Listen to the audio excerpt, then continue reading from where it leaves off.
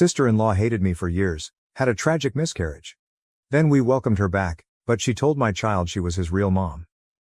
My sister-in-law despised me for years, but after she suffered a tragic miscarriage, we welcomed her back into our lives. Unfortunately, she began telling my child that she was his real mother. David and I have been happily married for 8 years, and we have a 4-year-old son named Tom. Tom is a lively, imaginative kid. Very attached to me, and a bit of a mama's boy. I cherish this bond, knowing that as he grows older, his interests will change, and he might not want to spend as much time with me. David and I make a great team, managing our home, raising Tom, and pursuing our careers seamlessly. This harmony stems from David's respectful and communicative nature, which has fostered a strong partnership between us. However, despite our smooth sailing, there's an ongoing issue with David's sister, Kathy. From the very beginning, Kathy has been difficult to get along with, maintaining a cold attitude towards me. David had warned me early on that while his parents would likely accept me, Kathy would be tough due to her protective nature. He was right. When we first met, Kathy bombarded me with questions about my background, all the while acting unimpressed and condescending. She would also bring up David's exes in our conversations, comparing them to me as if it were normal. During one dinner, she even suggested David join her and her friends on a girls' trip, claiming he needed to clear his head before committing to me. This remark annoyed me and David noticed, asking her to back off politely. This brings me to a point of contention with my husband. While he does defend me, his affection for Kathy sometimes prevents him from setting firm boundaries. This emboldens her to keep pushing, believing she has his best interests at heart simply because she's the older sister. From that first dinner date, I knew Kathy and I didn't like each other. It stung a bit, but I wasn't about to bend over backward to win her over if she had already made up her mind. Despite this, I always remained polite during our encounters, though she never made it easy. One incident that stands out is David's grandparents' anniversary party. The entire family was invited, and I attended as David's plus one since we'd been dating for a year by then. Throughout the party, I enjoyed chatting with his friendly and easygoing family. The one person who completely ignored me was Kathy. I noticed and tried to stay out of her way. When everyone gathered for a group photo, Kathy loudly pointed me out, demanding I step out of the picture. She suggested David might break up with me and didn't want one of her brother's bimbos in the family photo. I was mortified as everyone around us looked uncomfortable. David tried to argue, but Kathy kept interrupting, saying I was just a random stranger and shouldn't have been at the party. Humiliated, I excused myself to find my car keys, determined not to spend another minute near her. David and his parents followed me, apologizing profusely. His mother tried to persuade me to return, but the moment was ruined. I heard his grandparents scolding Kathy, making me feel even guiltier for spoiling the day. I left immediately, considering breaking up with David, thinking I couldn't handle his sister's behavior. However, David showed up at my place later with flowers and pastries, apologizing sincerely. He told me everyone had reprimanded Kathy for her rudeness, and he had threatened to cut ties with her, which made her cry. David expressed his frustration with his sister's antics and reassured me he didn't want anything to do with her anymore. We had a long talk, and I felt comforted by his support. In the following days, David kept his promise. We stopped seeing Kathy altogether, and he ignored her calls. When she showed up unannounced at his house, he changed the locks and asked his parents to talk to her about respecting his privacy. With his parents' support, Kathy had no choice but to accept that her brother wanted nothing to do with her. We hoped this would make her reconsider her behavior, but it had the opposite effect. Kathy started calling and texting me, leaving threatening messages and blaming me for everything. The breaking point came when Kathy showed up at my workplace one afternoon, demanding to see me. Thankfully, my manager intervened and kicked her out, but the incident left me deeply shaken. I told David that I had no choice but to break up with him to escape his sister's harassment and consider taking legal action against her. David was devastated, pleading with me not to end our relationship and promising he would handle the situation. David then convinced his parents to arrange a meeting with Kathy at their home. During this confrontation, his parents, fully aware of what Kathy had been doing, made it clear they wanted nothing to do with her unless she changed her behavior. They all warned Kathy that her actions were borderline crazy, and if she continued, they would support my decision to take legal action. Miraculously, Kathy finally broke down and admitted she needed help. She confessed to feeling out of control and revealed she had lost her job and had been unemployed for months, worsening her mental state. David's parents took immediate action, admitting her to a psychiatric hospital where she could be monitored. David reiterated that he did not wish to maintain contact with her, which Kathy reluctantly accepted. She sent me an apology text that felt somewhat insincere, but I hoped for her sake that she would heal. When David and I finally married, we chose not to invite Kathy, even though she had been discharged and seemed to be doing better. I wanted nothing to do with her, and everyone respected my decision. Kathy did send flowers to congratulate us, which I appreciated. After we returned from our honeymoon, Kathy announced her engagement. It surprised everyone, as no one knew she had been dating. We were cautiously happy for her until we learned she was marrying a man she met in the psychiatric hospital. This man, James, was schizophrenic and an alcoholic with violent tendencies, according to his doctors. Understandably, David and Kathy's parents were concerned. Kathy planned her wedding for the following month and only invited David, excluding me. While I wasn't surprised and felt relieved not to have to make an excuse, David was offended by the exclusion and chose not to attend. Those who did attend the wedding later told us it was a disaster. Kathy and James were heavily intoxicated during the ceremony and couldn't even properly repeat the vows after the priest. During the reception, James continued drinking until he was blackout drunk, then started ripping open his shirt and pants while everyone watched in horror. Being schizophrenic, James didn't like the attention and suddenly attacked a server, accusing the innocent bystander of looking suspicious and hiding something. His family managed to calm him down and paid off the server to avoid pressing charges. This incident deeply scarred everyone, raising serious concerns about Kathy's safety. If James could attack a stranger, what was to stop him from attacking Kathy? David and his parents tried to talk to Kathy about her husband's disturbing behavior, but she was convinced she could change him. Despite their warnings, Kathy believed James would never harm her. Unfortunately, she was wrong.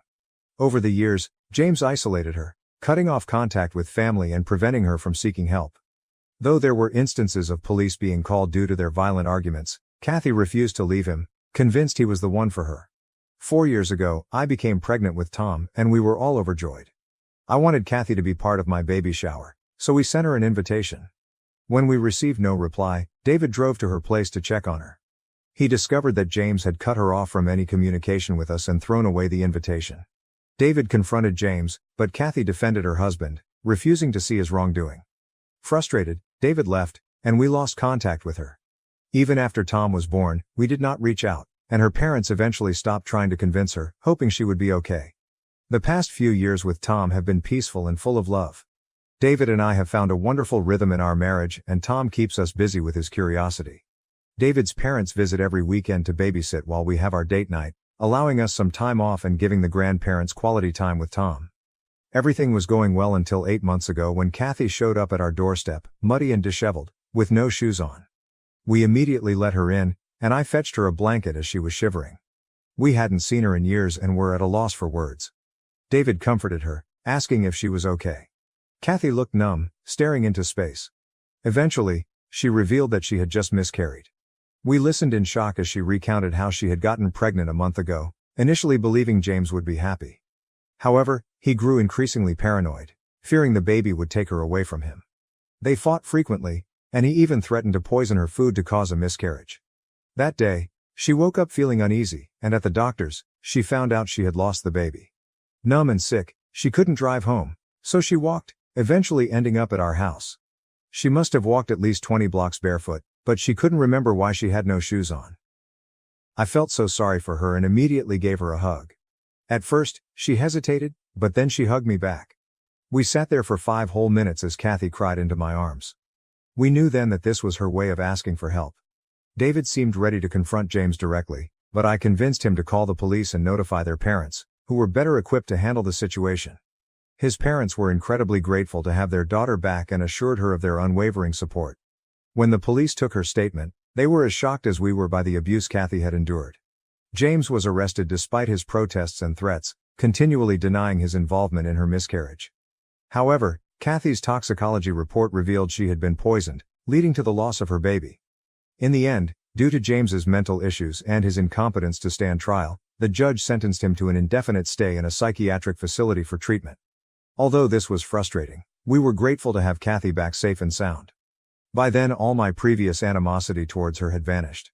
As a woman, I felt immense sympathy for her and wanted to move past our history to help her heal. Kathy also seemed calmer and no longer hostile towards me.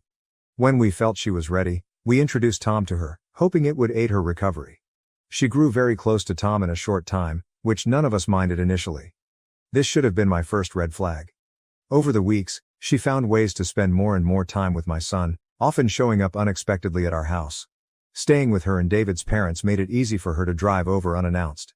She insisted on giving Tom baths and reading his bedtime stories, gestures that initially seemed kind but gradually felt intrusive. Kathy's increasing presence started to feel odd. She visited almost daily, staying longer than necessary, bringing toys and gifts for Tom, and always seeking involvement in his daily routines. She would comment on his clothes or hairstyle, suggesting how Tom would look better, which bothered me. While I appreciated her efforts to bond with Tom, it began to feel like she was undermining me again, this time through my son. My maternal instincts kicked in, and I talked to David. He assured me that I might be overthinking and that his sister was just trying to cope with her pain. He reminded me of her recent loss, making me feel guilty. I decided to let her be, thinking if taking care of Tom made her happy, what was the harm? As days went on, I tried my best to accommodate her constant presence. She started looking after Tom daily while we were at work and even took him to the park in the evenings. Sometimes when I came home, I noticed that my son no longer greeted me with the same enthusiasm. He wouldn't run up to me, and instead, looked at me with curiosity. After Kathy left, I would try to talk to Tom about his day and whether he had any issues with Kathy, but he was less engaged and seemed sad. As his mother, this change in his behavior worried me deeply. However, when I discussed it with my husband, he would gently dismiss my concerns, assuring me that Tom was just growing up and I was overthinking. The nagging feeling persisted, so I confided in a coworker, who suggested installing nanny cams from Amazon in Tom's room and our living room to monitor him. I thought this was a brilliant idea and promptly bought 2 cameras. I didn't inform David about this, not wanting him to dismiss my concerns again. Yesterday, after Tom went to bed, I decided to check the nanny cams.